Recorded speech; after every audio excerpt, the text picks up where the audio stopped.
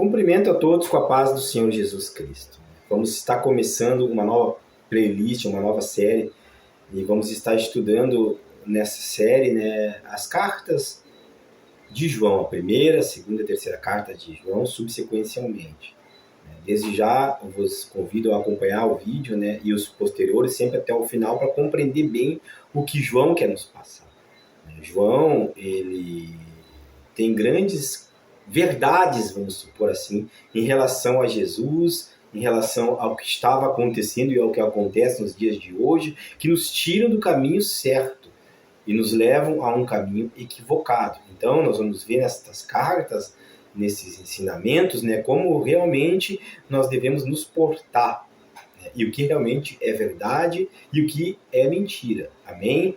Que Deus possa estar nos abençoando nesse estudo novo que vamos estar começando. Sempre antes de tudo agradecendo a Deus, pedindo que você que não está inscrito se inscreva, por favor, para ampliar o alcance dos vídeos a mais pessoas. Compartilhando o mesmo, postando seu like e seu comentário. Amém? Entramos diretamente na carta de João, na primeira carta. No capítulo já primeiro, lendo os primeiros versículos, eu te convido a acompanhar na tua Bíblia. Amém? Diz assim: estamos escrevendo a vocês a respeito da palavra da vida que existiu desde a criação do mundo. Nós a ouvimos e com os nossos próprios olhos a vimos. De fato, nós a vimos e as nossas mãos tocaram nela. Quando essa vida apareceu, nós a vimos. É por isso que agora falamos dela e anunciamos a vocês a vida eterna que estava com o Pai e que nos foi revelada. Contamos a vocês o que vimos e ouvimos, para que vocês estejam unidos conosco. Assim como nós estamos unidos com o Pai e com Jesus Cristo, seu Filho. Escrevemos isto para que a nossa alegria seja completa. Ele escreve tudo isso que a gente acabou de ler para que a alegria nossa venha a ser completa. Então, olha o que ele está dizendo, é profundo. Ele diz e nos mostra que ele andou com Cristo Jesus, lado a lado. Tocou Jesus, participou das refeições com Jesus, viu os milagres que Jesus operou. Ele esteve ao lado de Jesus, fazendo com que a veracidade do que ele escreve nós possamos entender e possamos compreender. De fato, ele é uma das melhores testemunhas que esteve ao lado de Cristo para estar falando o que ele está falando. E nós vamos dar sequência. Ele diz assim: a mensagem que Cristo nos deu e que anunciamos a vocês é esta: Deus é luz. E não há nele nenhuma escuridão. Fica fácil entendermos que Deus é luz e que não há em Deus nenhuma escuridão. Portanto, se dissermos que estamos unidos com Deus, se Deus é luz, se não há escuridão, e nós dissemos que estamos unidos com Deus, e ao mesmo tempo vivemos na escuridão, então estamos mentindo com palavras e ações. Nós não podemos andar nas trevas, andar na escuridão, simbolizando o pecado, a mentira, o adultério, a prostituição e tudo que de ruim há no mundo. Se nós praticamos algumas coisas dessas, nós não podemos verdadeiramente estar com Deus, porque Deus é luz. É o que ele está nos ensinando, mas veja onde isso vai chegar. É muito mais profundo, então precisamos seguir a leitura. E vamos ver que ele diz ainda: porém, se vivemos na luz como Deus está, na luz, então estamos unidos uns com os outros. E o sangue de Jesus, seus filhos, nos limpa de todo o pecado. Ou seja, ele demonstra aqui que quem nos limpa do pecado é o sangue de Cristo Jesus. E aqui eu faço uma pausa para entrar no que nós falamos no começo do vídeo. A preocupação de João. Uma das preocupações maiores é que naquela época, e ainda hoje, e mesmo anterior àquela época, havia muitos falsos ensinamentos. Muitas falsas doutrinas.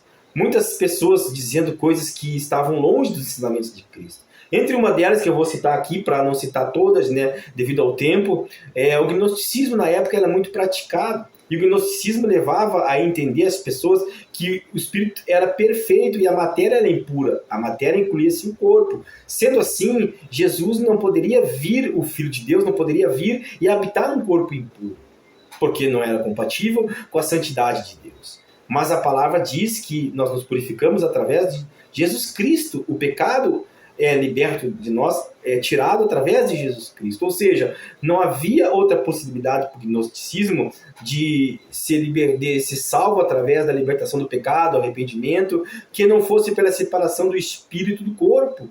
Porque não tinha outra forma. Então o que Jesus estava dizendo não era verdade para eles. porque Jesus não tinha como habitar num corpo físico. Veja só o que levava essa doutrina. Levava a afastar totalmente Jesus como Filho de Deus. Então outras tantas eram pregadas naquela época, e João vem trazer a realidade, né? Que não existe ninguém no mundo que não seja pecador. Se alguém diz que não é pecador, está já mentindo. Por quê? Porque muitas doutrinas de homens vão levar a pessoas a crerem que existe alguém que é perfeito, que não seja Deus e que não seja Jesus, que são perfeitos, não há homem nenhum perfeito.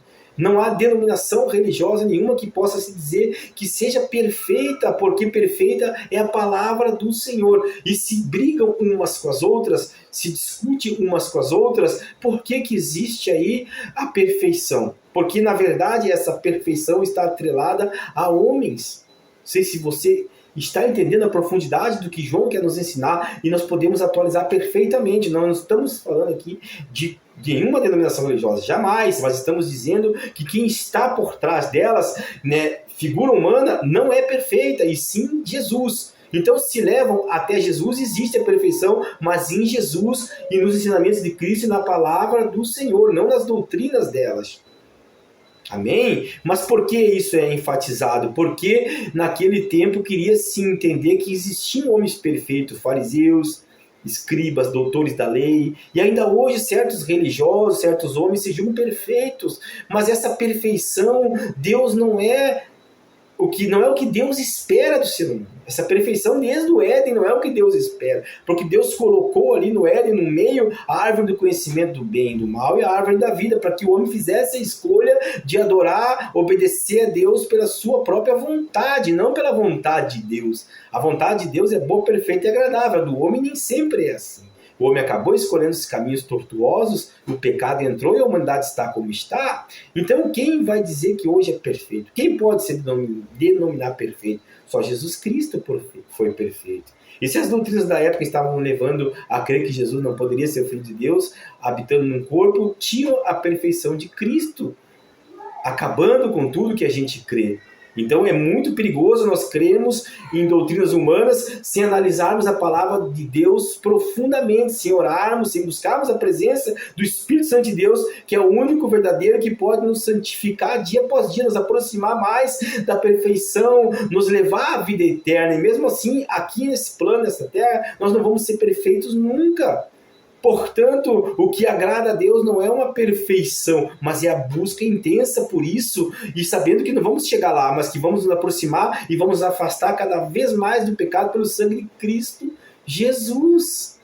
Amém? Verdadeiramente agrada a Deus quem reconhece o seu pecado, o seu erro, se arrepende e não o pratica mais. Quem ama a Deus por livre e espontânea vontade, buscando o seu entendimento, seu conhecimento, não deixando se enganar por nenhuma determinação ou nenhum ensinamento humano que não vem da palavra do Senhor. Portanto, eu te convido sempre a buscar o entendimento através da palavra do Senhor. Amém? Ele termina dizendo assim, e aqui nós terminamos: mas se confessarmos nossos pecados a Deus, Ele cumprirá a sua promessa.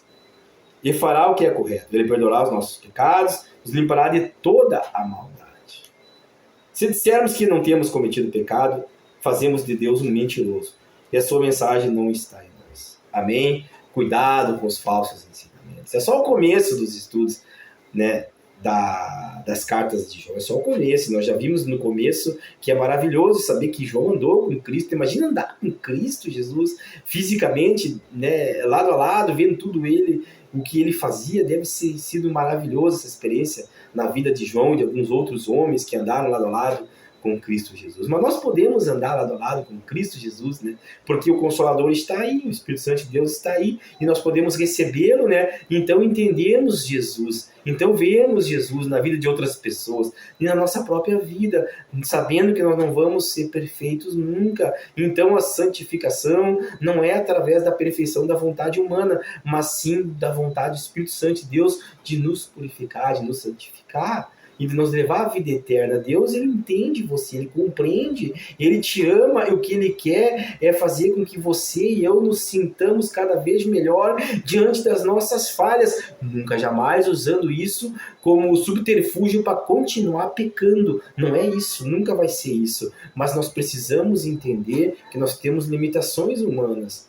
E por ter essas limitações, estamos sujeitos a falhas. Não vamos nos cobrar demasiadamente por isso, e muito menos deixar que homens venham e pisem, entre aspas, nas nossas cabeças, falando e ensinando coisas que nem eles mesmos conseguem pôr em prática na sua própria vida. Amém? Que Deus te abençoe em nome de Cristo Jesus.